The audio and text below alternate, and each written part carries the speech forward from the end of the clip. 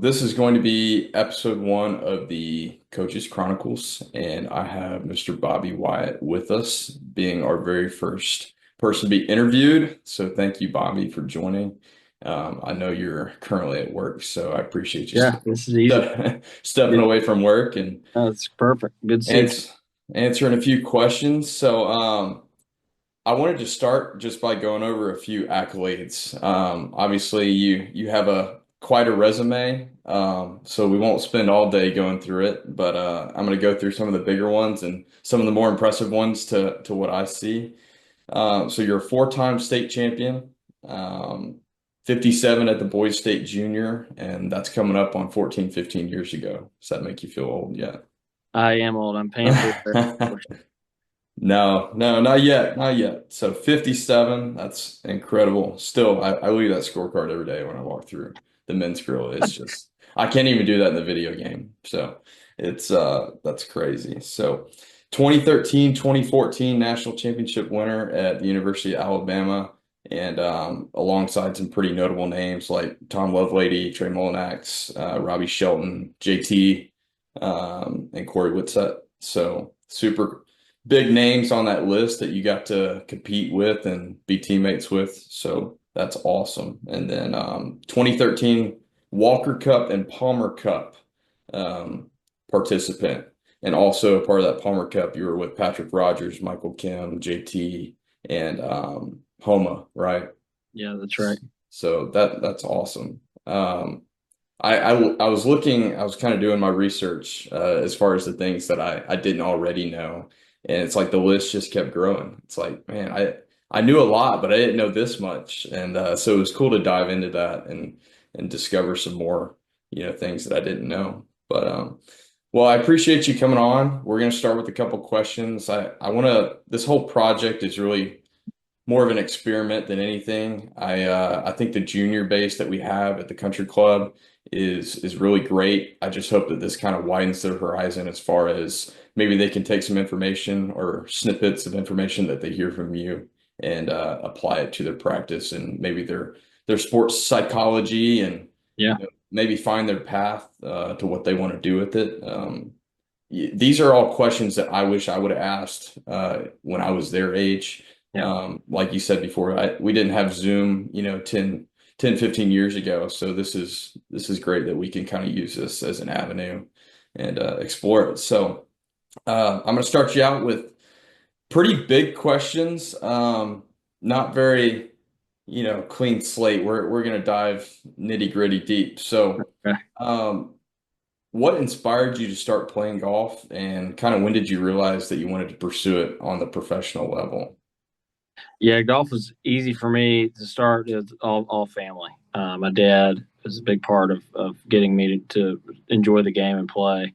He loved it. It was really kind of how he spent a lot of time with my older brother and I, who's older by 3.5 years. And I was that typical younger sibling that wanted to be like their big brother. And my brother Ford, great player, great junior player as a kid, like really young, kind of burned out and quit playing when he was 12 or 13, but was exceptionally talented and enjoyed doing it. And so that's kind of how we when I was a kid and when 2 3 years old, I'm pretty sure I just hopped on the golf cart with my older brother and my dad, and we were fortunate to live in Mobile, and we're members of the country club Mobile, and so we spent almost every day of anytime the sun was out, I felt like we were all playing golf together. And so that's kind of how it started, and really evolved from there. I can remember playing in Jimmy Green, which Uh, for the juniors there, Jimmy Green was a great player, a great tour player from the Mobile area, and that was like the original local junior tour. And so played those when I was 4, 5, 6, 7. And at that point, my parents were very supportive and kind enough to invest in me, invest time in my golf, and we started kind of making it more regional and then national in scope. awesome. Yeah, it reminds me a lot of kind of the way I was brought into the game. I guess I started a hair later than what some people start. Got into it at 8, then didn't start playing competitively till around 10. But Yeah, very similar start. Just, my dad would take me out there, beat balls around, and his main job was trying to get me from not killing anybody on the Yeah, driving range. I'm going through it a little bit now myself. Like, there's no one way to get people to Yeah, enjoy the game, right? It's all yeah, different. I'm going through myself. I got a 5-year-old daughter, and I try to get her out there. Mostly that's going to the snack shack and getting her chips and candy and letting her play around and do sand angels in the bunker. But yeah, trying to get her to just enjoy being there, and that's certainly the gift that my father and my brother gave to me. And I think my father probably did it intentionally, my brother by accident. But yeah, that is just, we had fun when we were out there. yeah, And Country Club Mobile is a great community. My dad had a lot of good friends. They had young kids out there, and it's just kind of how I started falling in love with the game. yeah. Love it. So when did you kind of realize that you wanted to maybe pursue it at the collegiate level and then on to a professional level? Yeah, I don't like have one moment. There's Yeah, certainly not like this kind of like pinnacle or kind of moment where I realized, man, this is what I want to do, no doubt about it. It was real iterative for me. It just changed over time, and I think I was just ultra competitive. I was that kid who, was getting in fights on the basketball court when we lost a game, even, my best buddies, and I just was ultra competitive. And I think my channel for that was golf. And whether or not I absolutely was crazy about all the travel and the difficulty that come with serious junior golf, I loved competing. And I think naturally I was probably best at golf of anything else, and I love sports, and so like it was my channel to go win and have success. And I think any competitive person thrives on that. And that was kind of for me. It just was that way. I mean, I remember going out to California. My dad took me when we were like I think 7 and played in Junior Worlds out there. And yeah, remember, I lost the junior U.S. kids. It was at Jekyll Island back in the day. I was 8 years old. I had like a 3-shot lead on the last day. yeah, Mom was caddying for me. I got the yips, and like like I remember those junior experiences. But like being in the mix and being able to compete, whether that was local, as I was saying earlier, the Jimmy Green stuff, or even the national stuff, and being in the mix really kind of fueled that fire for me, and it just grew and grew from there, to where I think probably by the time I was 12 or 13, I realized, I seem to be pretty decent at this. And, I really dedicated my time and a lot of my hours as a kid to beating balls on the range and trying to be the best player I could. yeah. I think that's one of those things that's very difficult to not necessarily teach, but to kind of explain to somebody. It's like that internal drive. It's not something that you can teach. It's something that you have and something that you want. And not everybody has it. Not everybody wants it. So that's just something that you got to find within yourself to kind of propel you to that next level and that next step. Keep the motivation. No doubt. I mean, I think it's almost accidental. Yeah. I think you like there's certainly for every tiger story there is out there that had the parents that he had that and kind of weird we're doing this week. So speaking of Tiger's mother passed away this week, but Yeah. No. like I think for as intense as they were, and they seemed to know exactly where they were headed or where they wanted to head at such a young age. Like, I think the vast majority, 96, 97% of probably successful professional junior collegiate golfers or any athletes, like it happens by accident. Yeah. You fall in love with a game, you really enjoy it. You have some success at an early age to where it kind of fuels that fire even more, and then you probably get lucky. You have Yeah. some good things happen from a success standpoint or a physical standpoint. You grow, you hit a growth spurt, and it's helpful. It's just it's a big accident, I think, for Yeah. probably most successful people, and that's in really life, right? That's anything. It's business. That's golf. That's anything. You talk to successful entrepreneurs, successful people. They didn't come out with this dream. It's kind of you just work your way into it. Yeah, well, I tell you what, I miss the growth spurt aspect of my dreams. Yeah, yeah. I did not fulfill everything that I wish I could be in Yeah, more from that yeah. standpoint. They, Um, Fortunately, golf you don't need too much physical prep. right, right. Same Like, with football, basketball. You hear stories about that all the time, right? Like 15, 16-year-old kids that are pretty good at basketball. All of a sudden, yeah, next thing you know, they wake up they're 6'5", yeah, and they're off to a different path. But yeah.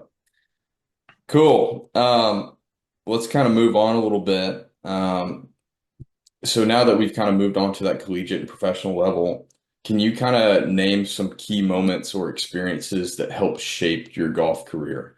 I know you said a lot of it kind of like happens by accident, but once you got to that place, were there any big moments or experiences that maybe kind of shifted your path or helped your path in some way? Absolutely, and there's a lot of them. Yeah. I can think of a few. I think one of which that happened to me is I found a good mentor at an early age, and I had four or five of them that were hugely impactful in my life. My father taught me how to play. He was unbelievable about it. He nurtured that kind of love for the game for me that still exists today. And then, yeah, I had the director of golf country club Mobile forever is a guy named Woody Woodall, and Yeah. he taught me kind of the building blocks of the game. And that was, when I was 5, 6, 7, up until I was like 12. And then ultimately, but really by accident, I found Tony Ruggiero. My mom called the Hank Johnson School of Golf. He was in Birmingham. He was the PGA, teacher of the year, and called him, left him a voicemail. And Tony picked up the voicemail and called the family back. And Yeah. it's just the happenstance by that. He was in Destin at the time. And he was an incredible mentor to me in the fact that he kept things simple. And he taught me the fundamental building blocks of the swing, how to pivot, how to keep, and so the more technical parts of golf. But at the same time, he was really laid back. And that's what I needed. I needed someone to like make golf fun and Right. make learning fun. And so I'd go work with him 2 or 3 days at a time in Destin. And, we'd have fun the whole time doing it. And so all those things were huge in my development. And then there's certainly some on the course during the tournament times that I can remember. Whether some were success stories and some are failures. I think you ultimately learn way more from the failures. And Absolutely. golf can be really difficult because success is winning what 15% of the time. You're going to be one of the best players ever. I think Right. Tiger's like 23% right now. So you have to be able to accept failure and learn from it and to really enjoy the game. So I can think of a lot of those. I remember being 10 years old and losing the state junior in Gadsden and never wanting to feel that again. A 3-shot lead and lost to Smiley Kaufman. And, so it's like little things like that still stick out. Yeah. And so I think you take it on the whole, there were a lot of experiences that I can look back on. Yeah. We need to get Smiley on here so I can Yeah. hear the other half of that Yeah. story. Yeah. Yeah, no, it's funny. I might clip it into this video once I go back through, but I have a picture of me attending one of Tony's camps back in like 2011 at the country club, and I'm watching you doing a clinic on the driving range. John Fridge actually took the picture. We talked about it the other day, and I'm like, 4 foot nothing and Yeah. about this wide, and I'm just like in awe because it's like hit a draw to this, and you'd hit 15 draws to the exact same spot and hit it the other Well, way. like I said, Tony set me up for success. He probably didn't ask me to hit a fade. I still can't hit a fade. I mean, I can hit a draw with the best of them. So. That's right. That's right. I have never hit a draw in my life. I don't know what that's like. Yeah. I wish I could, but I'm a cutter.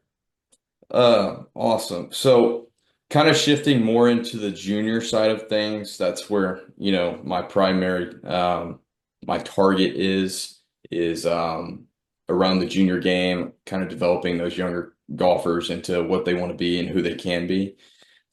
So as a junior golfer, how did you develop yourself to become an elite junior? Obviously, I know you had good mentors, good family support.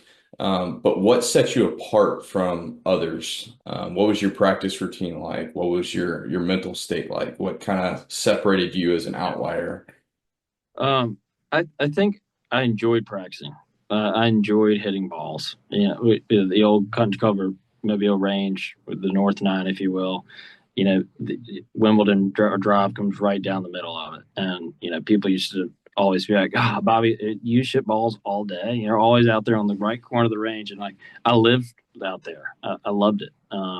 So I think and that was at an early age, 7, 8, 9, 10.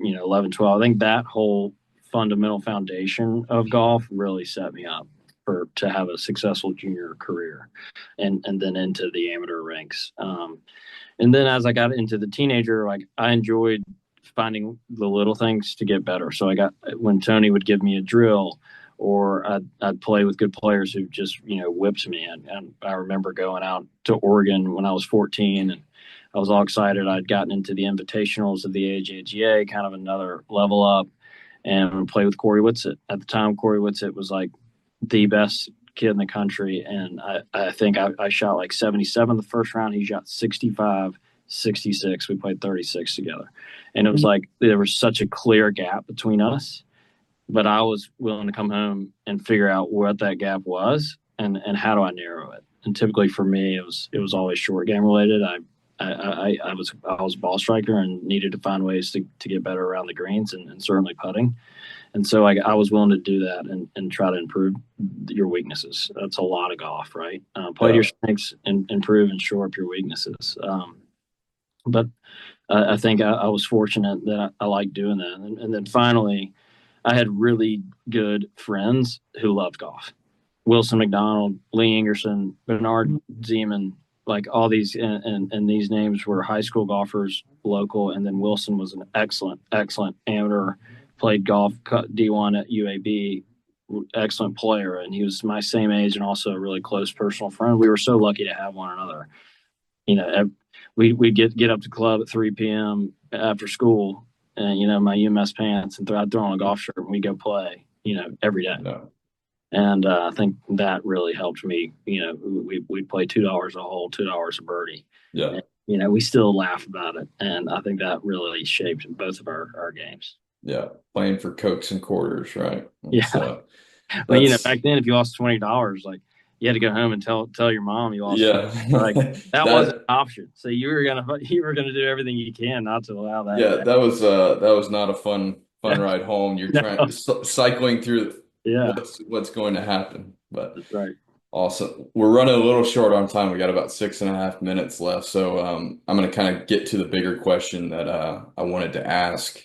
And I'm hoping that whoever watches this, my students especially, it's what advice would you give a junior golfer aspiring to follow a similar path as yours? Maybe has dreams and goals of playing at the collegiate level, playing at the professional level. What is kind of your one big piece of advice that you would give them to kind of get them there or jumpstart that? Yeah, well, one piece is really hard. Yeah, It's a complex puzzle. But I would find ways to like really enjoy getting better, and that's a broad statement, but like everyone's different. Some people need to go play holes. Beating balls makes you dislike golf. It's not a huge like necessary part of the equation to just practice all the time. Playing golf, you can get way better doing that. Other people are the opposite. They're more analytical. I always kind of tend to be on that side of the spectrum. And, practicing helped me a lot. So, like, I would find ways to really enjoy whatever it takes to enjoy being out there. Like, the old adage of 10,000 hours is what it takes to get, like, really good at something. It takes time. So, like, you got to find a way to enjoy it. You can't kind of fit a square peg in a round hole by going and do something that doesn't feel right. That's not saying, working on a certain technique and it feels a little foreign initially. You need to work your way through that, but you don't go make yourself miserable every day. So go do whatever part you enjoy. And next thing you know, I think you'll look up in a year and you're a lot better player than you were last year. And that's the only thing you can try to do is get better each month, each year, and give yourself some bandwidth in those time frames. You don't want to say, well, I played worse this week than I did last week. It's way too short. Like, give yeah, yourself a year. Am I a better player than I was last year? Okay, great. This is cool. What I did last year probably worked. How do I make that process a little better? But for the most part, it's working. Go yeah. have fun and just enjoy being out there doing whatever you're doing. Yeah, it's a journey. It's a rigorous journey emotionally, physically, spiritually. It's finding a way to enjoy the process and enjoy the journey was always kind of my biggest, obstacle is I was always trying to find ways to, enjoy it and, get better each and every day, but still enjoying it, right? That's the big question for junior golfers is how can you kind of find the fine line between the two? It's super easy for me to say now. there are so many days where I was one shot away from quitting and, throwing all my clubs in the lake, right? Yeah. I think as a competitor, you're always kind of walking that line. But I do wish I enjoyed it more than I did the journey, especially now that I'm pretty much finished. I play in mid-am stuff, but like for the most part, my serious golf days are behind me, and I look back so much fond memories, so many fond memories, so many like great relationships are so important now came from my golf. I look back everything with a really positive lens, but while I was in it, I didn't do a good job of enjoying it. You know, Right. celebrate the successes, figure out a way to overcome the failures and use them as opposed to, letting them devastate you. I was really bad about that. I would Yeah. be devastated for days. Hindsight is 2020. Everybody can look back and be like, shoulda, coulda, woulda. And it's hard when you're young. It's like you just don't quite understand that yet. I still don't understand that. Yeah. I'm still trying to figure it out as I go, but just finding a way to enjoy it. And I found the more fun I had, regardless of score, I got better. It's just because I let my attitude, determine my practice and then determine my tournament results. And it's all, a butterfly effect. So what you said is perfect. But we are coming close to a close. So I really appreciate you coming on. Everything you said was phenomenal. Good stuff for me, Yeah. but also for anybody that gets to listen to this. So Absolutely. I'm honored to be episode one. episode That's one, amazing. man. But seriously, I'm proud of you for doing this. This is fantastic. I think hopefully you can find some more serious, very real guests as opposed to a has been like myself. But this is great, and hopefully it'll grow and be really helpful to your kids going forward. Well, thank you so much. I appreciate it. I won't hold you any longer. You're a working man now, Yeah. so Yes. Yes. but Yes, man. now No, I but get now I got to go take some money from your dad this yeah, week. So it shouldn't be too hard. love him to death. All right, Bobby. All Thank right, you man. so much for Of coming. course. See you. See ya.